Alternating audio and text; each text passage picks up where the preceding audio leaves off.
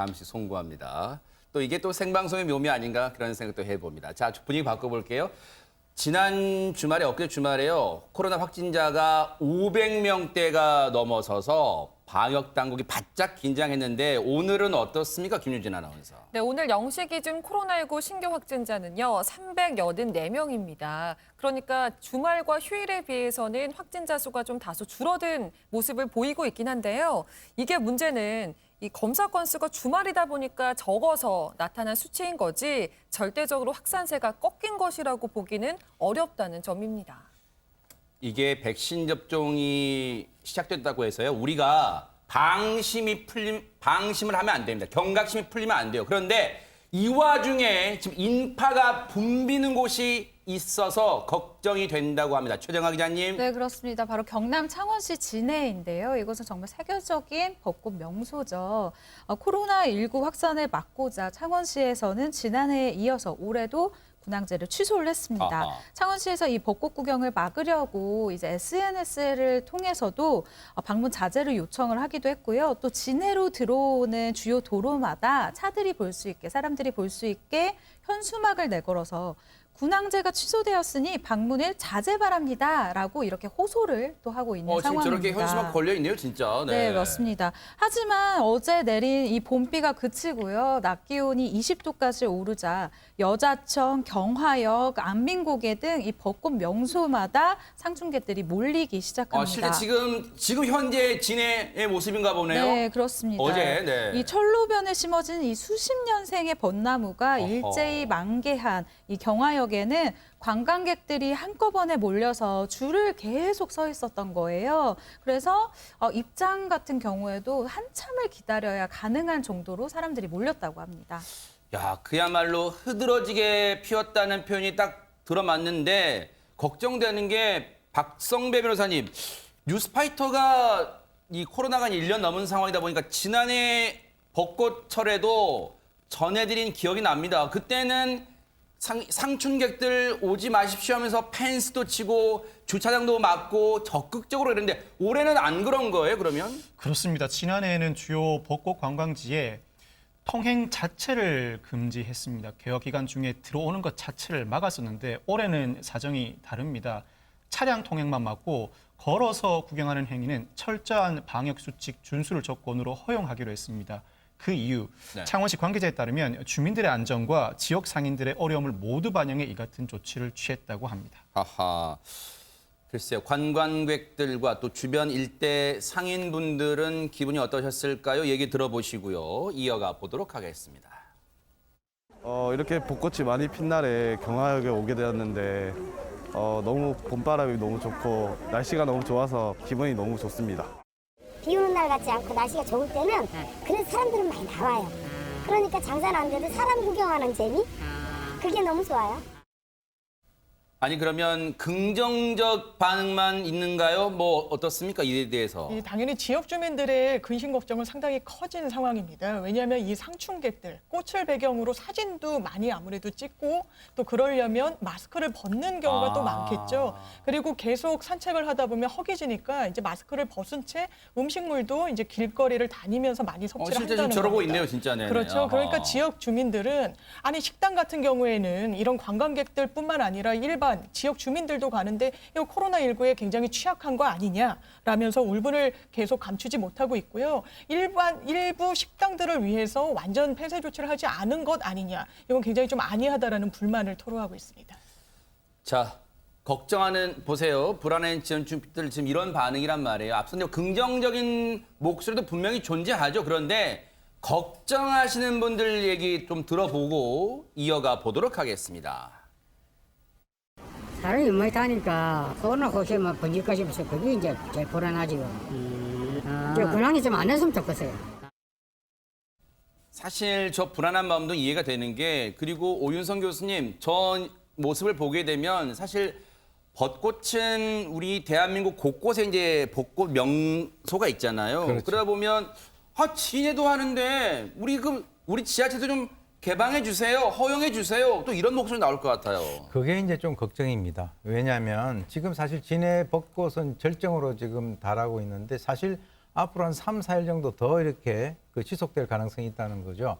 이 원래 벚꽃 축제 같은 경우는 일단 비가 오면은 다 떨어져 버려요. 그래서 사실 벚꽃 축제를 하는 그 과정에서 비가 안 오기를 갖다 바라는데 지금 저런 상황이 되면은 일부 주민들 같은 경우는 비가 좀 빨리 와라라고 지금 이제 이렇게 속으로 바라고 있을런지도 모르겠어요. 기후제라도 지내야 되는 겁니다. 예, 진짜. 그래서 이제 저희가 걱정이 되는 것이 아까 네. 말씀하신 대로 진해를 저렇게 개방을 하면 우리도 개방을 해달라라고 하는 이런 어떤 요구가 본물처럼 이제 이어지게 된다면 이 꽃바람을 타고 긴장감이 풀리는 순간에 코로나19 감염이 전국적으로 또다시 많은 확진자를 발생시킬 수 있다라고 하는 그런 우려 때문에 지금 방역 당국 그리고 지역 주민 모두 긴장을 하고 있는 것 같습니다. 네.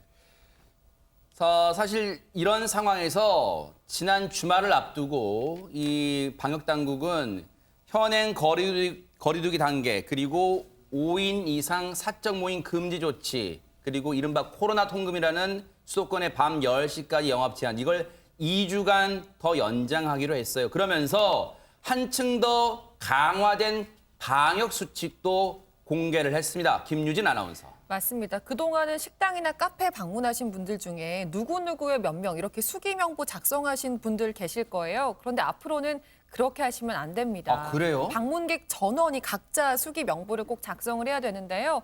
다른 이유가 아니고 신속하고 정확한 역학조사를 위해서입니다. 다만 만 14세 미만의 청소년의 경우에는 보호자와 함께 방문했을 때 명부를 작성하지 않아도 되는 예외로 뒀는데요. 사업주는 이렇게 작성한 수기 명부를 4주간 보유한 이후에 폐기해야 한다고 합니다.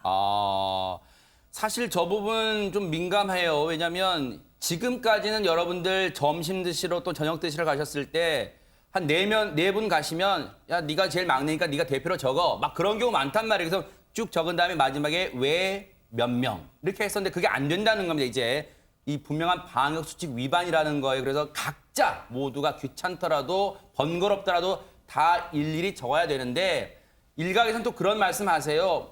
그걸 펜으로 적다 보면 왜 다른 사람이 앞서 있던 사람 만진 펜을 내가 또 만진다? 좀 꺼려진다. 그런 분들 상당히 많으니까요. 이에 대한 대책도 업주나 방역 당국에서 좀 철저하게 대비책을 마련해 주셨으면 하는 간절한 바람입니다. 그런가 하면요. 이번 주말에 프로야구가 이제 개막한답니다. 그런데 여기저기 경기장을 찾다 보면 뭔가 음식도 빼놓을 수 없는데 그런 관련한 규정도 나왔습니다. 박성배 변호사님. 야구장 하면 치맥인데 야구장에서 치맥을 먹다가는 10만 원의 과태료가 부과될 수가 있습니다. 이 중대본이 음식 섭취 금지 시설을 추가로 지정했기 때문인데요. 이 추가로 지정된 시설은 스포츠 경기장, 야구장을 포함하죠. 실외 체육시설, 미술관, 박물관, 도서관, 이미용업 등 모두 10종입니다. 이들 시설에서는 음식 섭취 자체가 금지되고 다만 물이나 무알코올 음료 섭취만 허용됩니다. 다른 장소에서의 음식 섭취 금지도 많이들 민감한데요. 주변에서는 그러시더라고요. 저기 보면 도서관 있잖아요. 정말 요즘 취업 준비에 이 공부하느라 힘드신 분들 있잖아요. 1분 1초 아깝잖아요. 밖에 식당 가기 힘든 분들 있잖아요. 조그만 거라도 챙겨와서 먹으시는 분들, 드시는 분들 저 조치가 좀 불편할 수도 있고 좀 억울할 수도 있을 텐데 그래서 혹시 예외 규정 같은 건 없는 거예요, 정인민 변호사님? 그렇습니다. 그러면? 사실 말씀하신 대로 독서실 같은 경우에는 디귿자로 굉장히 좀 폐쇄적으로 구조가 돼 있기 때문에 사실 음식물 섭취를 해도 무방하지 않나 생각이 드는데요.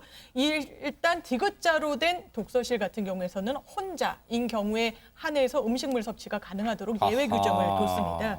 또 미술관 같은 경우라고 하더라도요. 미술관 안에 식당이나 카페테리아들 있잖아요. 이곳에서는 당연하게도 음식물을 드실 수가 있고 네. 또 영유아가 이용하는 키즈 카페도 음식 섭취 금지 시설에서 제외됐습니다. 네. 참 이렇게 세세한 규정까지 챙기느라고 또 우리 방역 당국도 지금 골머리가 지끈지끈 아프겠다는 생각도 해봅니다. 힘내시기 바랍니다. 금주 선언 2년 만에 음주운전 이건 누구 얘기입니까? 박성배 변호사님. 술을 마셨다면 어떤 경우에도 운전대를 잡지 않아야 하겠죠. 그렇지만 배우 박중훈 씨는 그렇게 하지 못했습니다. 박중훈 씨가 만취 상태로 운전한 혐의로 경찰에 붙잡혔습니다. 지난 26일 밤 10시 20분경에 112 신고 전화가 들어옵니다. 서울시 강남구 삼성동의 한 주민이 신고를 한 것인데 네. 아파트 지하 주차장에 술에 취해 운전한 것으로 보이는 한 사람이 있는데 관리실 직원들이 신원을 확인하려고 해도 응하지 않는다는 겁니다. 이 신고에 경찰이 현장에 출동해 보니 바로 박중훈 씨였습니다. 허허. 박중훈 씨는 혐의 사실을 인정했습니다. 아니 일단 박중훈 씨라는 점에서 이 많은 분들이 지금 놀라고 있어요. 일단 음주운전을 어떻게 한 거예요, 박중훈 씨가? 네, 이 지난주 금요일에 지인 2명과 함께 술자리를 가졌다는 거고요. 이 지인의 아파트로 차 2대에 나눠서 대리기사를 불러서 이동을 했다라는 겁니다.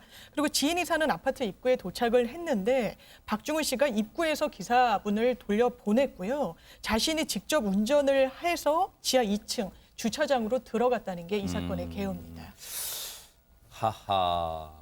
참, 왜 대리기사를 돌려보냈을까 하는 생각이 일단 듭니다만 일단 음주운전한 그래서 거리는 총 얼마나 될까요? 오윤성 교수님. 아파트 입구에서 이제 이 지하 2층 주차장까지 한 100여 미터 정도 되는데요. 아하. 저도 아까 말씀하신 대로 참 안타까운 게 그 대리 그 기사에게 거기까지 주차를 해달라고 했었으면 됐는데 그렇게 해서 보내고 자기가 직접 그것을 차를 몰고 이렇게 운전을 100m 정도 한 거예요. 근데 실제로 이제 그 신고를 받고 출동을 해가지고 혈중 알코올 농도를 확인을 해보니까 0.176%가 나온 거죠. 아유. 그러니까 지금 이제 그 면허 취소가 0.08%니까 약 2배 정도. 그러니까 그러네요, 그야말로 진짜. 만취한 건데 아하. 지금 이제 그 강남경찰서에서는 도로교통법 위반 혐의로 이제 불구속 입건 조사 중에 있는데 차량 블랙박스 영상이라든가 거기에 그 아파트 CCTV를 지금 그 수거를 해가지고 조사를 하고 있습니다. 네. 통상 이런 얘기 있지 않습니까? 군대에서 우스갯소리로 병장이 되면은 비온 뒤 땅바닥에 붙어있는 낙엽같이. 그러니까 마지막 그 100m라는 것이 정말 중요한 맞아요. 건데 네네. 그것에 실수를 해가지고 지금 이런 식으로 커다란 문제가 야기된 것 같습니다. 그러니까요. 박중훈 씨의 어떤 이미지가 되게 이 선하고 좋은 이미지였기 때문에 아마 이 사건에 대해서 많은 분들이 안타까워하는 것 같아요. 관련해서 일단 소속사가 입장을 밝혔는지 궁금합니다. 김유진 아나운서. 네, 소속사 나무액터스 측에서 입장문을 발표했습니다. 입장문을 보면 대부분의 사실관계에 대해서는 인정을 하면서도요.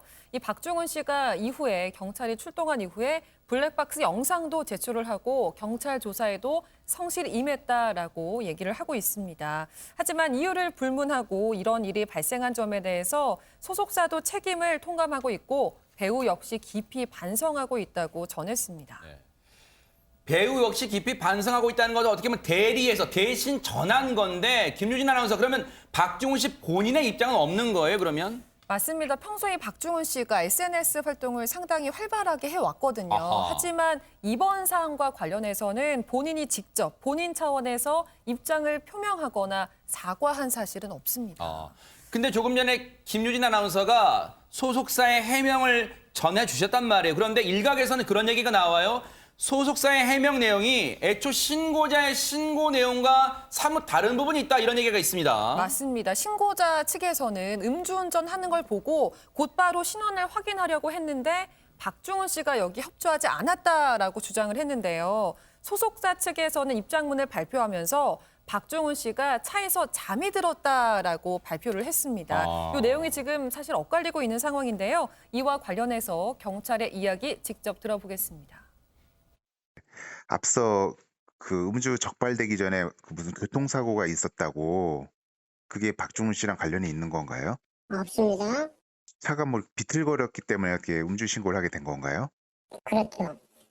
그 소속사에서는 입장문 보면은 차 안에서 잠들었다고 하던데 모르겠습니다. 그 부분은 확인 안 했습니다. 아직 조사 안 했어요. 그냥 하여튼 음주운전 하신 거 맞고요. 교통사고 난 거 아니고 음주 수치는 면허 수치고 그 정도는 사실입니다. 나머지 사안은 본 말씀을 드리기가 어렵겠습니다. 최정아 기자님, 뭐 박중훈 씨 본인 지금 이 순간 아마 박중훈 씨 본인이 제일 후회도 많이 하고 힘들 거예요. 그런데 이제 일각에서는 그러는 거예요. 처음이면 뭐든지 사람이 한 번 실수를 할 수 있으니까 그런다 치는데 이게 처음이 아니라면서요, 박중훈 씨가. 맞습니다. 지난 2004년도에도 비슷한 일이 있었는데요. 2004년도에 박중훈 씨가 영화 스태프들과 술을 마신 후에 만취 상태로 또 운전을 하다가 적발이 된 적이 있습니다. 근데 이후에 또 이런 일이 있었기 때문에 사실은 지금 더 큰 비난을 받고 있는데요. 2005년도에 그래서 박중훈 씨가 직접 인터뷰를 통해서 이런 이야기를 했습니다. 내 인생의 실수 중 97%가 술을 마신 뒤 저지른 것이다라고 얘기를 하면서요. 그 중에서도 97%는 위스키 등의 독주를 마시고 벌어진 일이다라고 스스로 반성하는 모습을 보였어요. 네. 그래서 더욱더 관계자들이 안타까워함을 나타내고 있고요. 사실 박중훈 씨 같은 경우에는 금주를 하겠습니다라는 이 금주 선언이 좀 잦은 편이에요. 아, 그래요? 네, 본인도 스스로 이렇게 술을 마시는 횟수가 많고 양이 많다라는 걸 알고 있다라는 뜻으로 해석이 가능한데요. 일단 재작년 같은 경우, 2019년도 같은 경우에는 SNS에 공표를 합니다. 뭐라고요? 팬들과 함께 금주를 하겠다라고 약속을 한 건데 제 의지만으로는 버거워서 전문가의 도움을 받으며 올해는 술을 안 마시기로 했다라고 하면서요. 와인 의존도가 너무 심하다. 건강도 건강이고 해서 좀 이제 끊으려고 한다라고 사실 이렇게 말하는 게 좀 용기가 필요한 부분이에요. 전문가에게 도움을 그러니까요. 받는다라고 하는 게. 그래서 이렇게 이야기를 하기도 했었고 또 지난 1월 같은 경우에는요.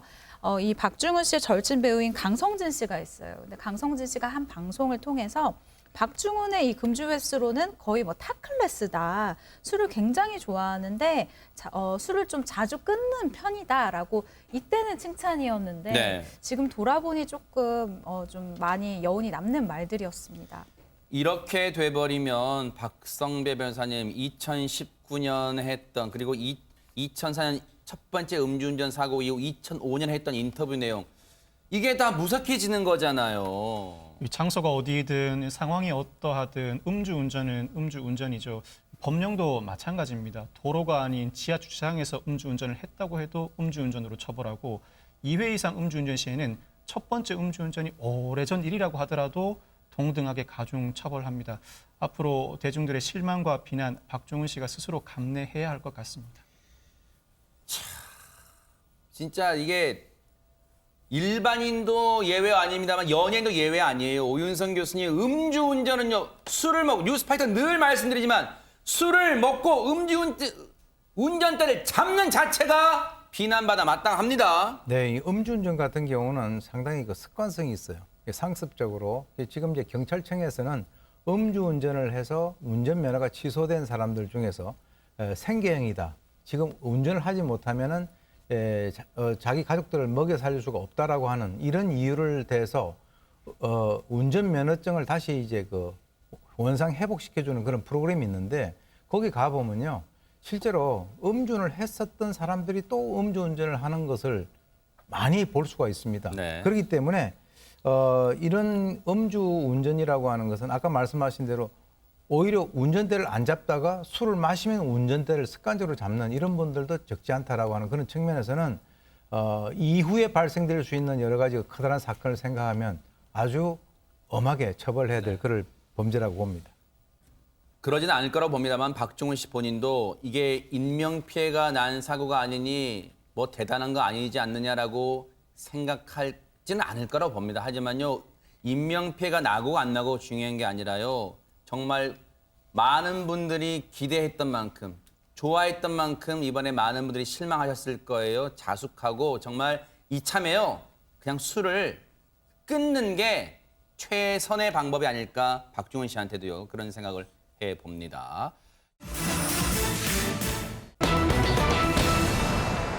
자, 뭔가 깜짝 놀랄 만한 일이 벌어졌을 때 영웅은 나타나기 마련인 것 같습니다. 김유진 아나운서.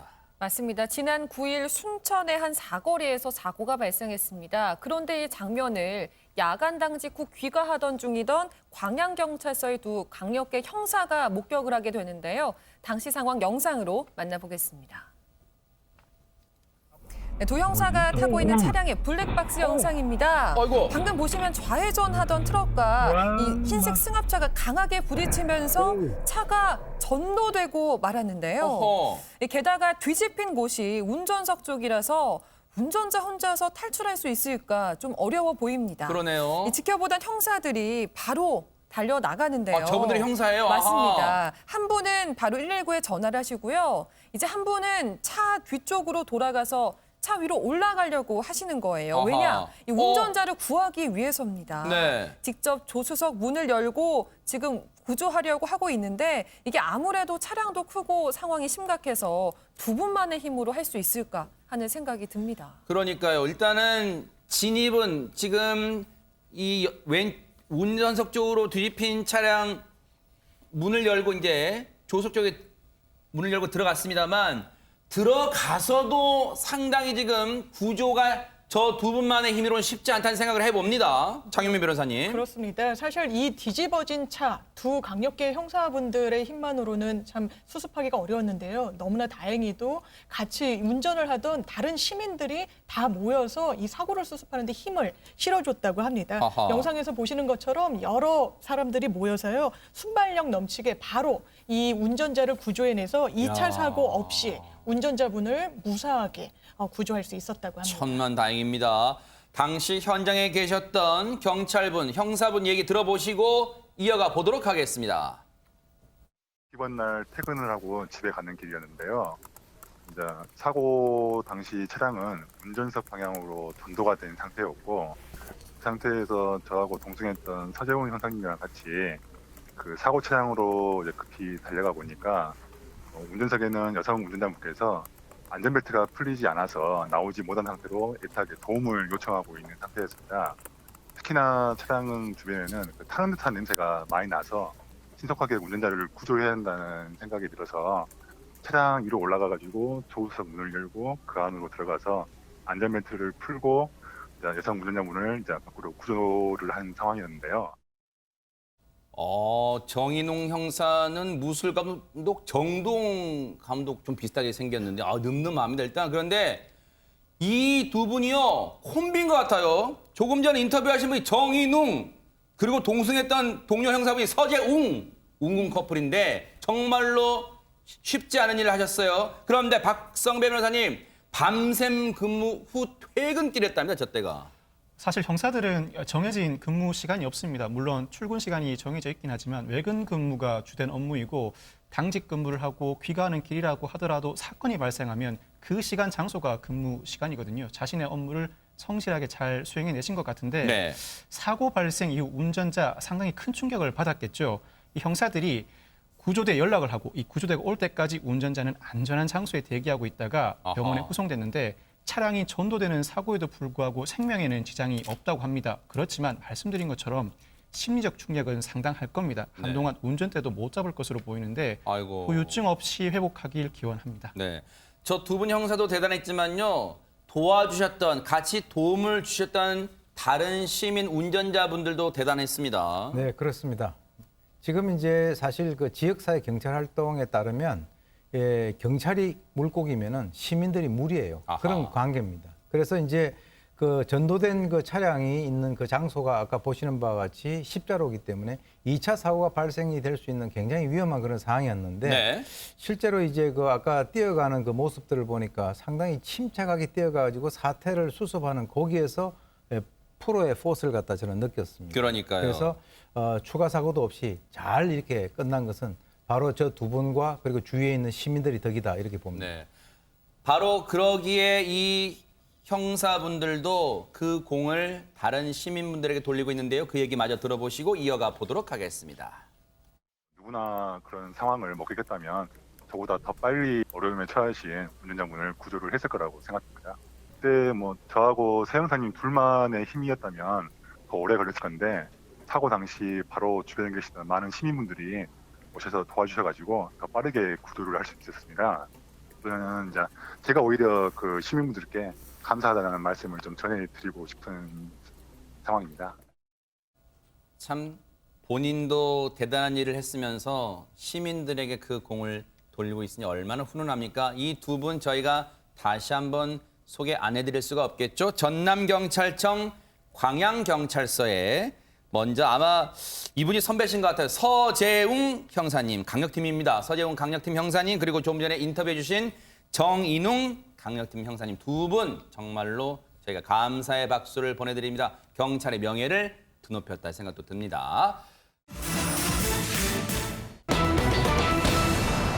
조금 전에 훈훈했는데 정말 가슴 철렁한 사건이 벌어졌습니다. 장현미 변호사님. 그렇습니다. 지난 26일 낮 1시 30분쯤 강원도 강릉에서 발생한 인질극 소식인데요. 37살 한 남성이 놀이터에서 놀고 있던 9살 초등학생을 쫓아갑니다. 그러면서 이 아이가 집으로 들어가서 혼자 있는 것을 확인한 뒤에는요. 택배 기사로 위장을 합니다. 허허. 택배가 왔다면서 초인종을 눌러서 이 초등학생이 나오자 그 틈을 타서 집 안으로 침입을 한 겁니다. 세상에. 그러면서 아이를 흉기로 위협을 했다라고 하고요. 이 초등학생이 너무나 놀라서 살려달라고 애원을 하고 소리를 지르자 소리를 지르면 죽여버리겠다라고 아이고, 세상에. 협박까지 아이를 한 후에는요. 이 초등학생의 몸을 결박했다고 합니다. 아니 혼자 있던 아이에게 이런 끔찍한 상황이 닥쳤습니다. 부모는 이 상황을 그러면 전혀 모르고 있었던 걸까요, 오윤성 교수님? 사실은 이제 집에 어린아이를 혼자 놔두고 왔기 때문에 부모가 집에 전화를 했어요. 아하. 근데 이제 전화를 지금 아이 같은 경우는 케이블 타이하고 테이프로 결박이 돼가지고 있는 상태니까 아이고. 전화를 받지 못하는 그런 상황인데 처음에 이 범인은 전화를 계속 받지 않다가 나중에 전화를 받아가지고 2시간 내에 현금 1억을 준비하라. 이렇게 얘기를 했단 말이죠. 세상에. 근데 제가 보니까 이 케이블 타이, 테이프 같은 거를 준비한 것으로 봐가지고는 아주 계획적인 그런 범죄를 그러네요. 보입니다. 네.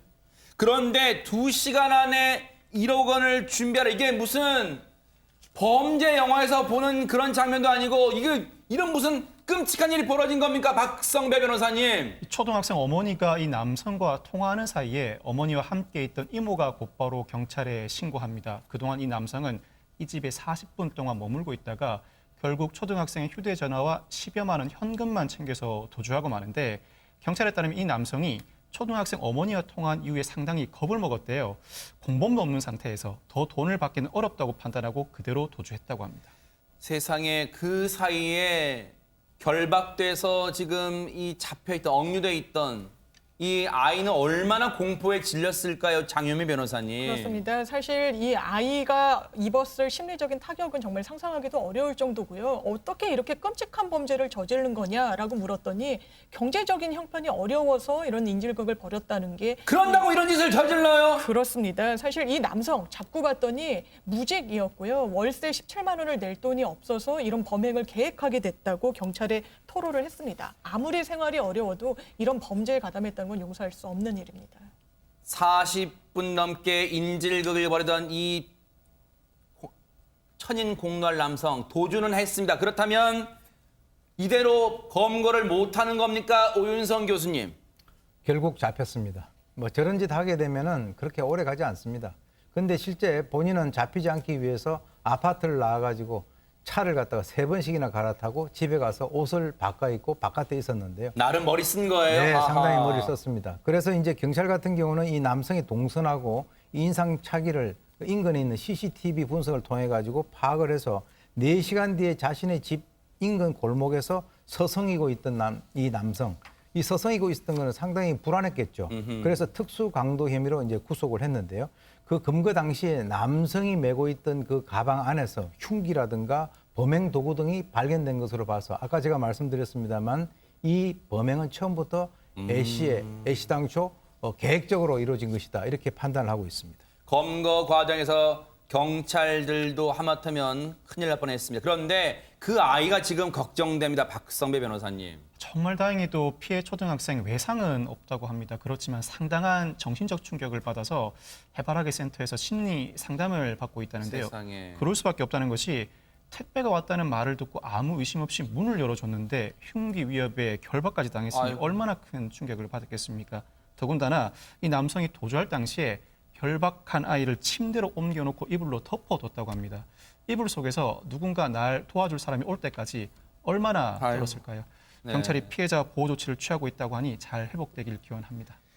이 범인은요, 진짜 2중, 3중에 지금 나쁜 짓을 한 거예요. 이 사람의 행동 때문에요. 지금도 전국 곳곳에서 땀을 흘려가면서 택배 일을 하시는 분들, 택배 기사님들, 이런 사건 터지면요, 정말 앞으로 곤혹스러워집니다.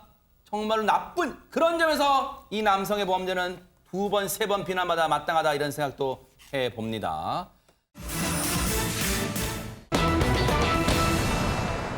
구미 3살 여아 사망 사건 미스터리가 너무너무 많은데 이런 가운데 피의자의 남편이 반격에 나섰다는데 이게 대체 무슨 말입니까? 박성배 변호사님. 석 씨의 남편이 한 언론사와 인터뷰한 내용이 공개됐습니다. 석 씨 남편 그간의 의혹을 하나하나 반박했는데요. 무엇보다도 2018년 2월 석 씨와 함께 찍은 사진을 공개하면서 다음과 같이 주장했습니다.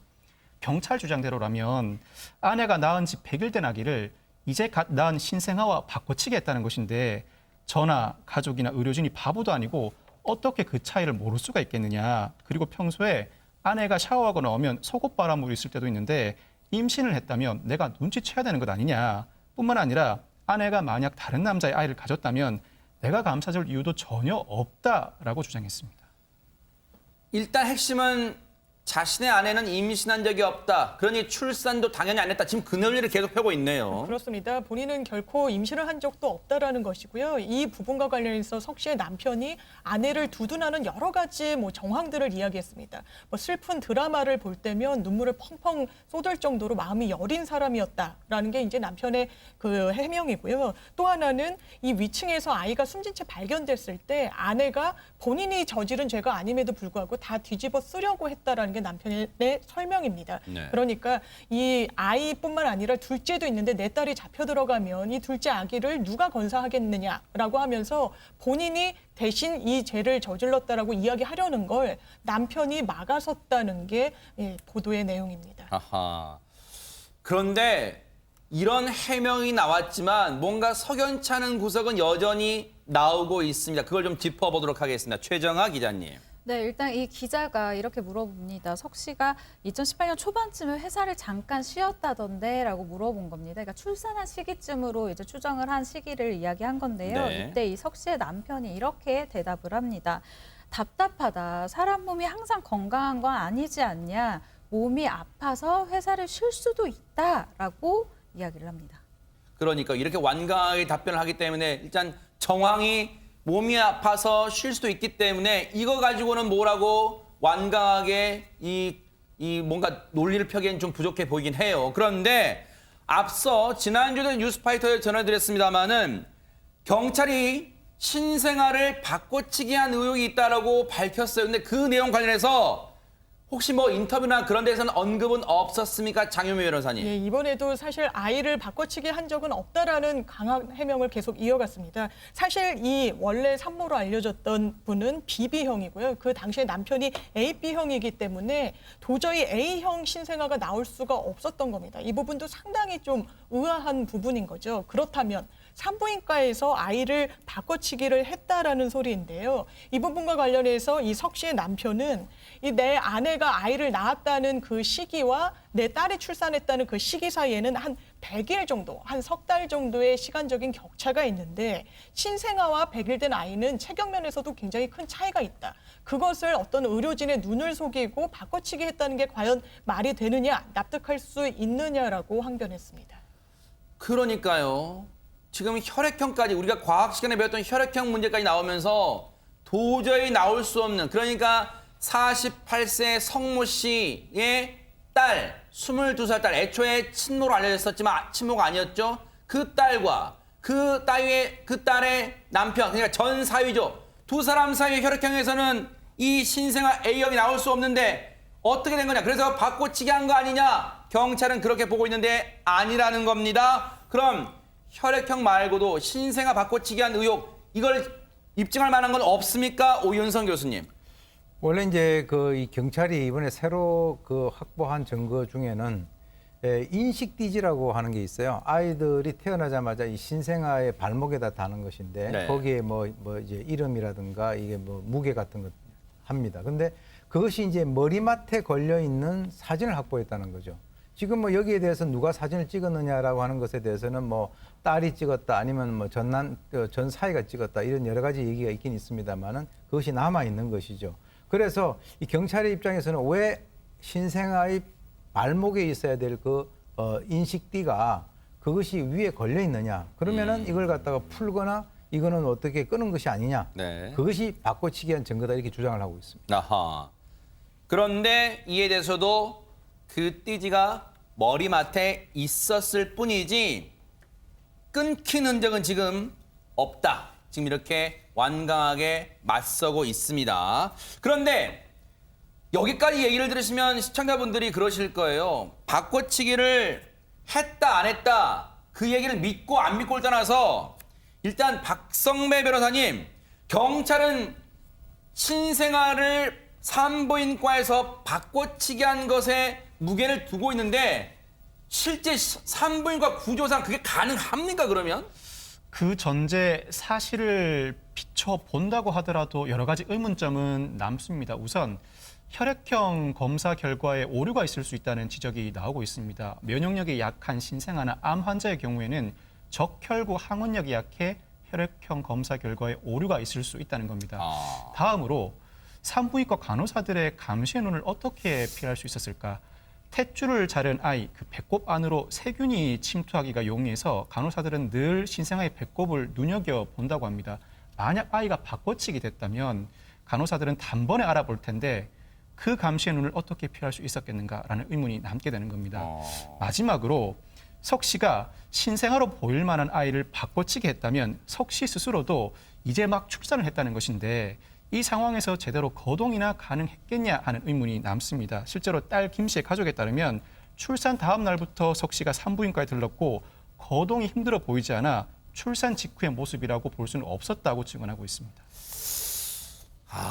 참 이게 이래서 미궁에 빠지는 겁니다. 왜냐하면 경찰의 주장에 조목조목 반박하는 피의자나 피의자의 가족들 얘기를 보면 아직까지 확실하게 범인이다, 범행을 저질렀다라고 윽박지를 만한 명확한 증거가 없는, 그리고 지금은 정황 증거가 많을 뿐이다 이런 생각을 지울 수가 없어요. 이런 가운데 석 씨가요, 숨진 3살짜리 여아에 대해서도 언급을 했다는데 대체 어떤 내용이었습니까? 김유진 아나운서. 네, 석 씨 가족 측은 이렇게 얘기를 하고 있습니다. 가족 대화방에 지금 구속된 20대 여성 김 씨가 숨진 아이의 사진을 계속 올려서 당연히 둘이 잘 함께 이사를 가서 지내고 있는 줄 알았지 이게 옛날 사진일 거라고 생각하지도 못했다는 거예요.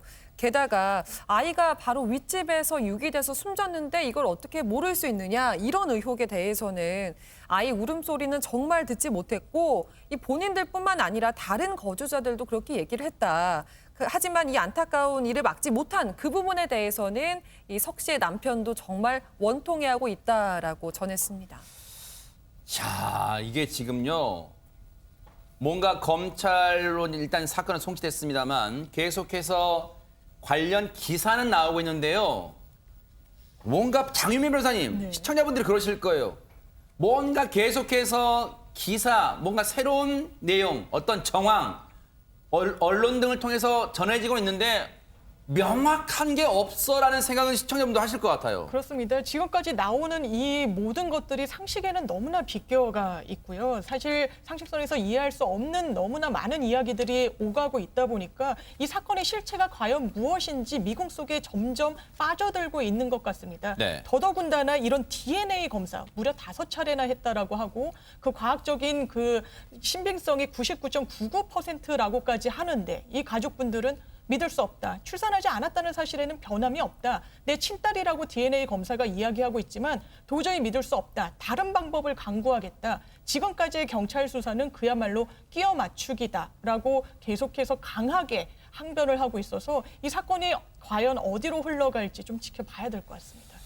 글쎄요, 이제 이 사건 시간이 흘러서 자연스럽게 재판이 진행될 겁니다. 재판 과정에서 뭔가 확실한 증거가 나올 가능성이 있을지는 모르겠습니다만 어쨌든 이 사건요. 뉴스파이터가 끝까지 따라붙어 보도록 하겠습니다. 왜냐? 숨진 3살짜리 여자아이의 그 억울함은 반드시 풀어줘야 되는 거 아닌가 그런 생각을 해봅니다.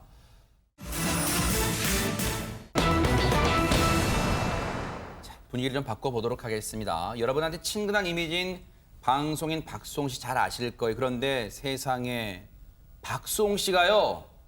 방송에서 오열을 했습니다. 자신의 인생사, 털어놓기 힘든 인생사 때문이었는데요. 들어보시고 이어가 보도록 하겠습니다.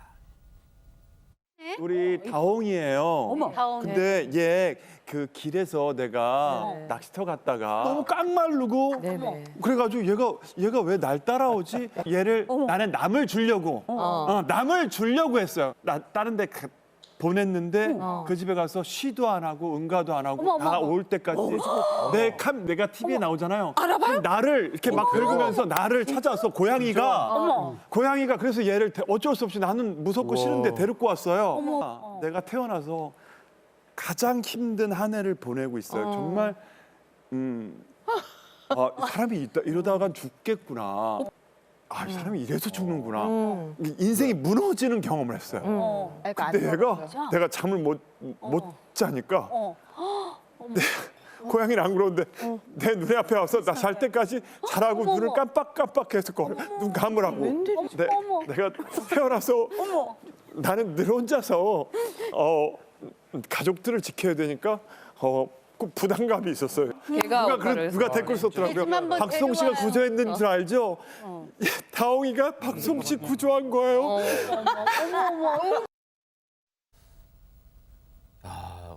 저런 모습 아마 처음 보셨을 것 같은데 김유진 아나운서, 그런데 저 고양이를 지금 길에서 만난 고양이에요, 인연이. 그런데 지금 박송 씨한테 많은 위안이 되는 것 같습니다. 일단 저 고양이 얘기를 좀 잠시 해볼까요? 맞습니다. 우연히 시작된 인연이지만 지금은 이 고양이 다홍이가 박송 씨에게 자식과 같은 존재라고 하더라고요.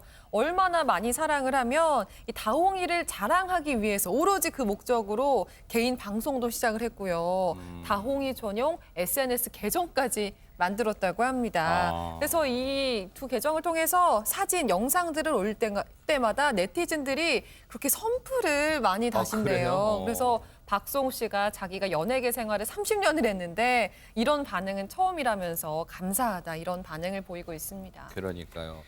그런데 지금 이제 시청자분들은 그런 생각하실 거예요. 초정화 기자님, 아니 근데 박송 씨가 MBN 간판 프로그램 동침에 나와서 오열을 하는 게 지금 반려묘, 반려고양이 다홍이 때문에 폭풍 오열한 게 아닐 거 아니에요. 지금 앞서 인생이 무너진 느낌이라 그랬단 말이에요. 지금 개인적으로 무슨 일이 있는 거예요?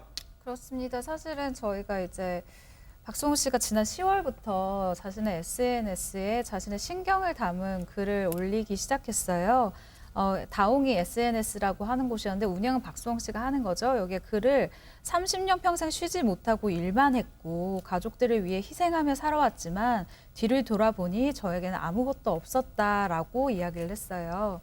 그리고 많이 허탈하고 공허한 날이다. 그래도 저는 다홍이 덕분에 힘내고 있다라는 글을 쓰기도 했고요. 또 그 이후에도 사실은 보통 제가 사실 이 글을 쓰기 직전 달까지 박수홍 씨랑 한 뭐 몇 년 정도 프로그램을 같이 이제 했었는데 사실 박수홍 씨가 그 당시에 굉장히 좀 표정이 안 좋기도 했었고 저희한테 얘기할 때도 좀 일이 있어요 이렇게 좀 얘기를 하기는 했었어요. 그래서 저희한테 뭔가 암시 정도라고 해야 될까요? 뭐 그 정도 이야기는 했었는데 사실 저희도 굉장히 놀랐었던 게 박수홍 씨가 이래서 사람이 잘 되는구나, 이래서 그 MC라는 자리를 굉장히 오래 하는구나라고 저희가 느낄 정도로 현장에서 모든 스텝을 다 챙기고 모든 그 출연진들의 이야기를 편집이 되더라도 다 들어주는 사람이에요.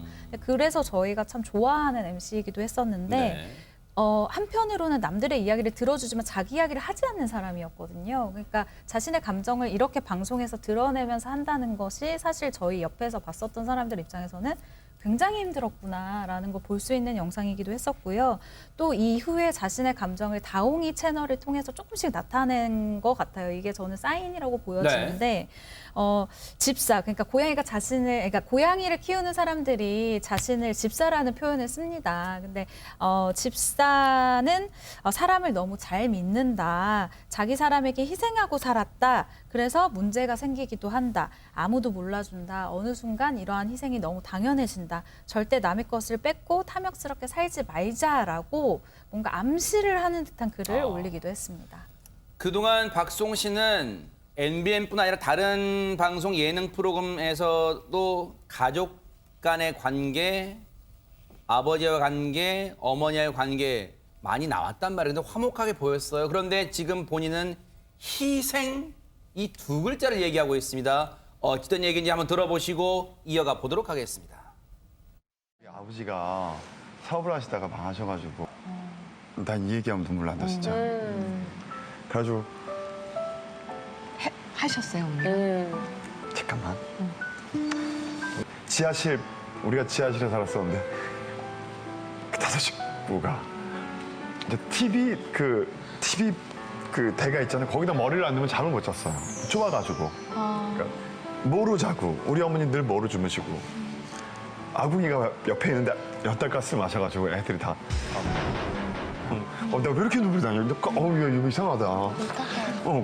잠깐만 쉴게, 잠깐만. 나 쉬었다 할게, 잠깐만. 다 갖고 나서 이제 그 트라우마가 있으니까 빚에 대한 노이로제가 있었는데, 근데 우리 형은 그 재테크가 아주 그게 너무 재밌으시대요. 다 갚았어요. 야, 다 갚았다. 이제, 야, 3년 걸려서 다 갚았다. 또 사, 우리 형이. 근데 이제 한 3년, 4년 편하게 살았어, 우리가. 그랬더니 우리 형이. 또 샀어. 그래서 왜? 또 샀어. 그래서 또 빚이 생겼구나. 그래가지고 요즘에 또 내가 프로그램을 많이 하잖아.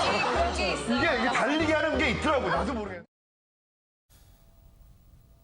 참 방송인은 방송인인 게 저 무거운 얘기를 웃으면서 합니다. 장윤민 변호사님. 그렇습니다. 사실 본인은 굉장히 속도 많이 상하고 했을 텐데요. 웃으면서 자기를 오히려 채찍질하는 동기가 됐다라고 이야기를 하는 모습이 참 이제 안타깝습니다. 네. 지금 박수홍 씨 이야기를 들으면 워낙에 귀공자 이미지가 있어서 어려운 시절을 과연 겪었을까 싶은데요. 어렸을 때 아버지가 사업에 실패하시면서 삼형제랑 부모님이 굉장히 보통 어려운 삶을 살았다고 했을 때 반지하에 살았다라고 하는데 본인은 네. 반지하가 아니라 아예 지하방에 살았었다는 거고요. 네. 그리고 어렸을 때 이렇게 희생하는 부모님을 보면서 본인도 30대가 될 때까지 이런 MC 등의 활동을 다 빚을 갚는 데 사용을 했다라고 합니다. 특히나 본인이 희생을 감수할 수 있었던 원인, 어머니였는데요. 어머님이 어렸을 때 미용실을 하시면서 정말 찬밥에 말아서 그냥 후루룩 드시는 걸 보고 아, 내가 흔들리면 안 되겠구나. 가족들을 위해서 내가 버텨야겠다. 내 평생 소원과 인생의 목표를 부모님께 두고 열심히 살아야겠다는 다짐을 했다고 합니다. 네. 얼마나 힘들었을까요? 그런데 이제 가족을 위한 희생은 내려놓고 본인의 반려자를 만나면 어떨까 하는 그런 기원도 해봅니다. 뉴스파이터도 응원할게요.